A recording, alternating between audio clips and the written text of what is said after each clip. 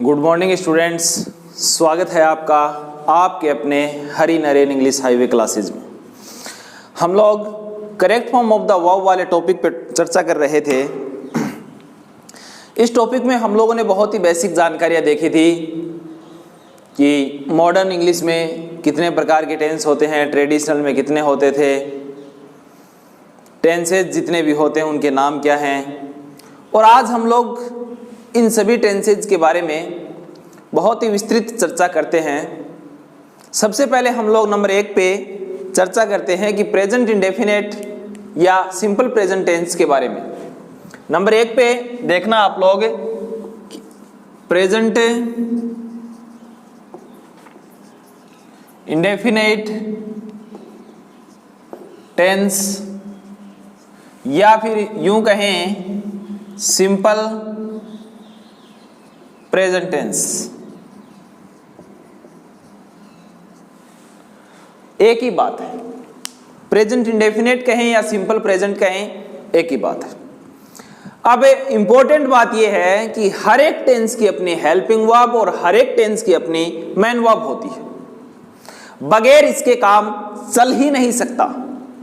देखना, मैंने कहा हर टेंस की अपनी हेल्पिंग वर्ब और हर टेंस की अपनी मेन वर्ब जरूर होती है। चलिए इस टेंस के बारे में बात करते हैं कि प्रेजेंट इंडेफिनिट टेंस की या सिंपल प्रेजेंट टेंस की हेल्पिंग वर्ब क्या होती है और मेन वर्ब क्या होती है। हेल्पिंग वर्ब की बात करते हैं सबसे पहले एक पार्ट तो होता है अफर्मेटिव पार्ट, साधारण वाक्यों का, सिंपल सेंटेंसेज का, और दूसरा होता है नेगेटिव पार्ट। उसके बाद इंटेरोगेटिव, नेगेटिव, इंटेरोगेटिव होता है। आप देखने वाली बात यह है कि मैं हेल्पिंग वर्ब पे चर्चा करता हूं, तो अगर हम लोग सिंपल सेंटेंस की बात करते हैं, सिंपल सेंटेंस की बात करते हैं तो हेल्पिंग वर्ब के रूप में साधारण वाक्यों में मेन वर्ब की फर्स्ट फॉर्म के साथ एस या ईएस का प्रयोग किया जाता है। अच्छा, दूसरी बात यह कि सेंटेंस अगर आपके सामने नेगेटिव हो, इंटेरोगेटिव हो, इंटेरोगेटिव नेगेटिव हो, तो आप लोग हेल्पिंग वर्ब के रूप में डू और डज का प्रयोग करेंगे। किसका प्रयोग होगा? डू और डज का प्रयोग होगा। अब मेन वर्ब की बात करते हैं। मेन वर्ब की हमेशा इस टेंस में फर्स्ट फॉर्म का प्रयोग किया जाता है। मेन वर्ब के फर्स्ट फॉर्म का प्रयोग किया जाता है। देखना, मैंने आपको बहुत ही जनरल बात बताई है कि प्रेजेंट इंडेफिनिट टेंस या सिंपल प्रेजेंट टेंस दोनों का एक ही नाम है। हेल्पिंग वर्ब होती है हर एक टेंस में और हर एक टेंस की अपनी मेन वर्ब होती है। हेल्पिंग वर्ब की बात करते हैं अगर सेंटेंस हमारे सामने सिंपल है, साधारण है, अफर्मेटिव है, तब तो हम लोग एस या ईएस का प्रयोग करेंगे। सेंटेंस अगर हमारे सामने नेगेटिव है, इंटेरोगेटिव है और इंटेरोगेटिव नेगेटिव है तो हम लोग डू या डज का प्रयोग करेंगे। डू डज नेगेटिव सेंटेंस की बात करते हैं, डू डज के साथ नॉट का प्रयोग होता है। और इससे भी महत्वपूर्ण बात यह है कि जहां पे हम लोगों ने डू डज का प्रयोग कर दिया वहां पर नोट का प्रयोग तो होगा ही, लेकिन इस एस या ईएस का प्रयोग नहीं होगा। देखने वाली बात ये, इंपॉर्टेंट बात ये है कि यहां पर हम लोग एस या ईएस का प्रयोग कर ही नहीं सकते डू डज अगर सेंटेंस में होता है या नेगेटिव सेंटेंस होता है तो। अब देखना, एस का प्रयोग कहां होता है और ईएस का प्रयोग कहां होता है। यह बात मैंने आपको बताई कि हेल्पिंग वर्ब सिंपल सेंटेंस में एस या ईएस का प्रयोग होता है, नेगेटिव इंटेरोगेटिव के अंदर डू डज का प्रयोग होता है, मेन वर्ब की फर्स्ट फॉर्म का प्रयोग होता है। अब देखना, ओब्लिक लगा के एस ईएस लिखा है। एस का प्रयोग कहां होता है और ईएस का प्रयोग कहां होता है, ये इंपॉर्टेंट बात है। तो देखना, मैंने आप लोगों से कहा जिस किसी वर्ब के एंड में O, X, C H, S H, double S और एक्स होता है। आप देखिएगा, मैंने कहा जिस किसी वर्ब के एंड में O, X, C H, S H, double S और एक्स होता है वहां पर आप लोग ES का प्रयोग करोगे, वहां पर आप लोग ES का प्रयोग करोगे, और ES का प्रयोग भी सिर्फ वही होगा जहां पर सिंगुलर सब्जेक्ट होता है, जैसे ही, सी, इट, या कोई व्यक्ति का नाम हो राम।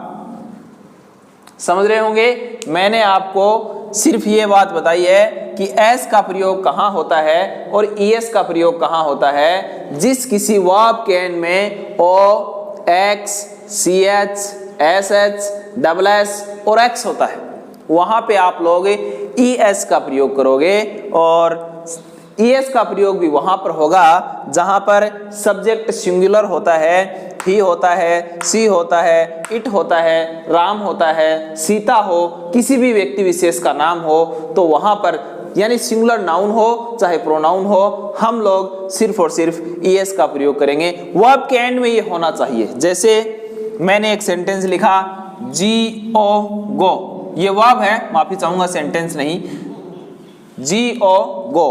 अब GO गो का मतलब ये है कि इसके लास्ट में है O, तो इसके लास्ट में अब इसके साथ S का प्रयोग चाहकर भी नहीं कर सकते, यहां पर ES का प्रयोग करेंगे, GOES। अब एक बात और बताता हूं मैं आप लोग को। सेंटेंस में आप लोग देखोगे, सेंटेंस में आप लोग देखोगे कि ये इसका सब्जेक्ट है वो सिंगुलर होना जरूरी है। तो देखना, Ram goes to school, sentence का सब्जेक्ट कैसा, राम, ये कैसा, सिंगुलर, और गो वर्ब के एंड में क्या है, ओ, इसलिए आप लोग ES लगाओगे ना कि S लगाओगे, क्योंकि मैंने आपको यहां पर एक बात समझाई थी कि यदि सेंटेंस का सब्जेक्ट सिंगुलर हो, नंबर 1, दूसरे में मैंने कहा था यदि किसी वर्ब के एंड में O, X, CH, SH, SS और X हो, तो आप लोग वहां पर ES का प्रयोग करोगे। समझ में आ रही बात। तो देखना, शर्त आपकी कंप्लीट हो रही है। राम सिंगुलर है, गो के लास्ट में O है, तो ES आएगा, टू स्कूल, तो Ram goes to school. Number 2 पे एक बार फिर वापस यहां लौटिए आप लोग। हमने ये देखना चाहा कि जहां O, X, CH, SH, SS और X होता है, वहां पर सिंगुलर के साथ ES का प्रयोग होता है। लेकिन सेंटेंस का सब्जेक्ट अगर प्लूरल होता है तो ना तो S का प्रयोग होगा ना ES का प्रयोग होगा, जैसा है वैसा ही रहेगा। देखना, अब यहां पे राम था, तो अब मैं लिखना चाहूं, दे गो टू स्कूल। आप देखना, सेंटेंस का सब्जेक्ट इस बार बदल रहा है। दे सेंटेंस का सब्जेक्ट है प्लूरल, और प्लूरल आप देखना जिस किसी वर्ब के एंड में O, X, CH, SH होता है तो उसके साथ ES का प्रयोग किया जाता है। लेकिन यहां पे नहीं हो रहा। क्यों नहीं हो रहा? क्योंकि सेंटेंस का सब्जेक्ट आपके सामने प्लूरल है और यहां पे सेंटेंस का सब्जेक्ट सिंगुलर था, इसलिए यहां पे तो ES लगा, और प्लूरल होने की वजह से यहां पे गो के साथ ES नहीं लगेगा। ये आपका सेंटेंस रहा, दे गो टू स्कूल। समझ में आ रही होगी मेरी बातें। तो मैंने आपको ये बात बताई है कि S का प्रयोग कहां होगा और ES का प्रयोग कहां पे होगा।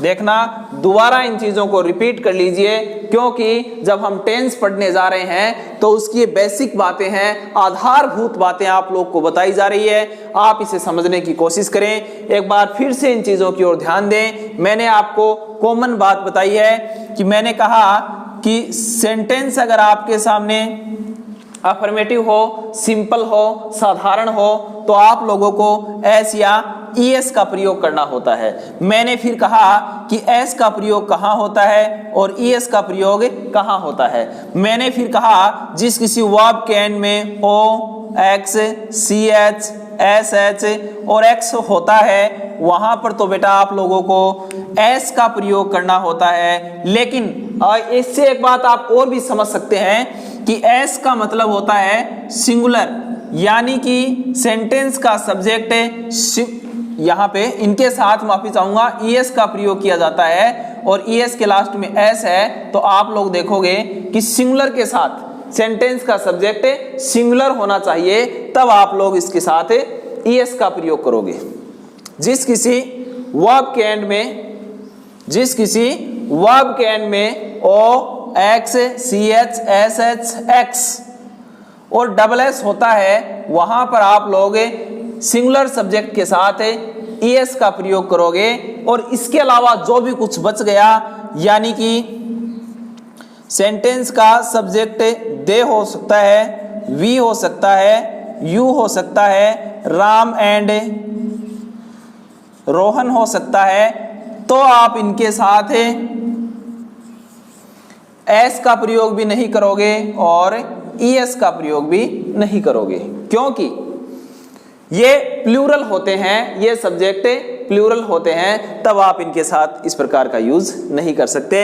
एग्जाम्पल मैंने बताया था आपको कि राम गोज टू स्कूल। अब आप देखोगे इस बात को कि Ram goes to school daily करो, रेगुलरली करो, आपकी मर्जी है। तो सेंटेंस का सब्जेक्ट यहाँ पे सिंगुलर होने की वजह से गो के अंदर ES लगा, आप S नहीं लगा सकते, क्योंकि GOS कोई वर्ब नहीं होती, ये आपने कहीं नहीं देखा होगा, तो इसलिए होगा ES। Ram goes to school daily. अब दे गोज टू नहीं कर सकते, क्योंकि सेंटेंस का सब्जेक्ट आपके सामने प्लूरल है और प्लूरल होता है तो गो का ही प्रयोग होता है, ES नहीं लगता है। यही बात मैंने आप लोगों को बताई है। यह बात है साधारण वाक्यों तक सीमित। सेंटेंस अगर आपके सामने एकदम सिंपल है, साधारण है, तो यहां तक तो ये बातें चलेंगी। इसके बाद अगर सेंटेंस का पैटर्न बदलता है, नेगेटिव होता है, इंटेरोगेटिव होता है, तो आप लोगों को दूसरी शर्तों पे चलना होगा। उन बातों पे और चर्चा करते हैं, आइए हम लोग। मैंने बहुत कॉमन बात बताई है आप लोगों को अभी तक, एक बार फिर से क्विक रिवीजन करवा देता हूं। सेंटेंस में सबसे पहले बात तो ये, पहला टेंस आप लोग का प्रेजेंट इंडेफिनिट या सिंपल प्रेजेंट टेंस होता है। हर टेंस की अपनी हेल्पिंग वर्ब होती है, हर टेंस की मैन वर्ब होती है। हम लोग मैन वर्ब की हमेशा इस टेंस में फर्स्ट फॉर्म का यूज करते हैं, फर्स्ट फॉर्म के साथ ऐसे ES का प्रयोग भी होता है, लेकिन ऐसा साधारण वाक्यों में होता है। नेगेटिव इंटेरोगेटिव सेंटेंस में मैन वर्ब के फर्स्ट फॉर्म का प्रयोग होता है, क्योंकि वहां पर डू डज का प्रयोग किया जाता है। डू डज के साथ कभी भी आप लोग S और ES का प्रयोग नहीं कर सकते। उसके बाद मैंने कहा S का प्रयोग कहां होता है, ES का प्रयोग कहां होता है। जिस किसी वर्ब के एंड में O X CH SH SS और X होता है, वहां पे आप लोग ES का प्रयोग करोगे। शर्त यह है कि सेंटेंस का सब्जेक्ट आपका सिंगुलर होना चाहिए, और इसके अलावा जो कुछ बच गया उसके साथ आप लोग ना तो S लगाओगे ना ES लगाओगे, क्योंकि इसका सब्जेक्ट प्लूरल होता है और प्लूरल के साथ ना S आता है ना ES आता है। ये तमाम बातें मैंने आप लोगों को अभी तक बताई है। चलिए अब हम बात करते हैं डू और डज की। डू और डज की आप देखना, डू का प्रयोग कहां होता है और डज का प्रयोग कहां होता है। एक कॉमन सी बात है कि हिंदी में हम लोग जैसे नॉर्मली व्हाट्सएप पे चैट करते हैं, कुछ मैसेज टाइप करते हैं, तो वहां पे हम लोगों ने देखा होगा कि किसी को कहते हैं कि 2 पेन लेकर आना मार्केट से, तो 2 कैसे लिखते हैं फिर DO, 2 पेन लेकर आना। तो जनरली बात यह है कि डू का मतलब आप प्लूरल से समझें, 2 या 2 से अधिक। तो DO डू मतलब 2, मतलब ये कि डू का प्रयोग they, we, you, I, Ram and Shyam. समझ में आ रही होगी मेरी बातें। आप देखने वाली बात यह है कि आई को भी यहां पर प्लूरल माना जाता है, इसके साथ भी हम लोग डू का प्रयोग करते हैं, इसके साथ भी हम लोग किसका प्रयोग करते हैं, डू का प्रयोग करते हैं। फिर देखना, मैंने कहा DO डू, इंग्लिश में डू बोला जाता है और जनरली से हिंदी में 2 बोला जाता है। तो 2 या 2 से अधिक के लिए हम लोग डू का यूज करते हैं। THEY दे, वे, इसका मतलब 2 से ज्यादा की बात है। वी, हम, इसका मतलब अधिक की बात हो रही है। यू, तुम लोग, अधिक की बात हो रही है। आई को प्लूरल माना जाता है, आई के साथ डू आता है। श्योर एंड सर्टेन बात मान के चलिए महोदय, आप लोगों को आई के साथ डू का प्रयोग करना होता है। राम एंड श्याम, दो की बात कर रहा है। अकेला अगर राम आता है, अकेला अगर श्याम आता है, तो आप लोगों को डज का प्रयोग करना होगा। याद रखना इस बात को, अगर राम एंड श्याम दोनों आते हैं तब आप लोग को डू का प्रयोग करना होगा, क्योंकि राम एंड श्याम दो हुए, दो प्लूरल की बात करते हैं और प्लूरल के लिए आप लोग डू का यूज करोगे। चलिए अब बात करते हैं डज वाले बिंदु पे। हम लोगों को ही, सी, इट, राम, सीता और भी बहुत सारे शब्द हो सकते हैं जिनके साथ हम लोग डज का प्रयोग करते हैं। अब देखने वाली बात यह है कि जहां कहीं पर भी डू और डज का प्रयोग होता है, कहने का मतलब ये देखना आप लोग, डू डज का प्रयोग हुआ, इसका मतलब है आप लोगों को नेगेटिव सेंटेंस या फिर इंटेरोगेटिव सेंटेंस की बात करनी होती है। यानी कि जहां सेंटेंस नकारात्मक होगा या फिर प्रश्नवाचक वाक्य होंगे जिनके शुरू में लगता है डू डज, वहां पर आप लोग डू डज का प्रयोग इन्हीं वाक्यों के साथ करोगे, यानी कि नेगेटिव और इंटेरोगेटिव के साथ। दूसरी बात यह कि जहां कहीं पर भी आप लोगों ने डू डज का यूज कर दिया, वहां पर आप ना तो एस का प्रयोग करोगे ना एस का प्रयोग करोगे। ये दोनों बातें बहुत ज्यादा गलत हो जाएंगी। यानी कि सीधी सी बात यह है कि डू डज के साथ आप मेन वर्ब की फर्स्ट फॉर्म का प्रयोग करोगे, इसके साथ भी ना तो आप लोग एस लगा सकते हो ना ईएस लगा सकते हो। समझ में आ रही होगी मेरी बातें। मैंने कहा कि मेन वर्ब की फर्स्ट फॉर्म आएगी, ना तो एस आएगा ना ईएस आएगा। समझ रहे होंगे, ये बातें देखना। इसके कुछ एग्जाम्पल, अब एस ईएस में एक छोटी सी बात और मैं आप लोग को बता देता हूं। कुछ एक्सेप्शन है कि मैंने आपको जनरली ये बताया कि जिस किसी वर्ब के एंड में ओ है, एक्स है, सी एच है, एस एच है, डबल एस है, जेड है, उनके साथ आप ईएस का प्रयोग करते हैं। लेकिन कुछ चार शब्द हमारे सामने हैं, जैसे फोटो, रेडियो, स्टूडियो, स्टमक। ये शब्द ऐसे हैं जिनके लास्ट में आप देख रहे होंगे ओ और सी एच। जहां कहीं पर लास्ट में ओ और सी एच, एस एच ये होते हैं, उनके साथ ईएस का प्रयोग किया जाता है। लेकिन हम लोग इन 4 वर्ड्स के साथ सिर्फ और सिर्फ एस का यूज करेंगे। ये एक्सेप्शन है, ये अपवाद की कैटेगरी में आता है। हम लोग इनको विशेष रूप से देखेंगे। मैंने कहा फोटो है, रेडियो है, स्टूडियो है और स्टमक है।